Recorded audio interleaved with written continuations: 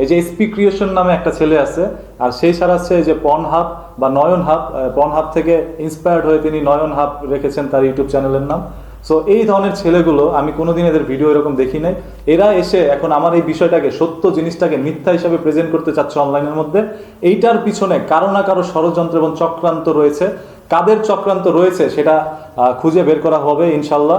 কারণ আমাকে একজন নিয়ে পিটাইছে, নির্মমভাবে পিটাইছে, আমার পিছনে দাগ বসায় দিয়েছে, নীল করে ফেলছে পিটাইতে পিটাইতে। সেই তথ্যগুলো আপনারা সবাই জানেন কম বেশি, এবং কন্টেন্ট ক্রিয়েটর যারা আমার সাথে আগে থেকে কথা হয়েছে আপনারা এটা সবাই জানেন, এবং তৌহিদ আফ্রিদির গ্যাং বা তার ওই টিমের সদস্য সবাই কিন্তু এই বিষয়গুলো জানে।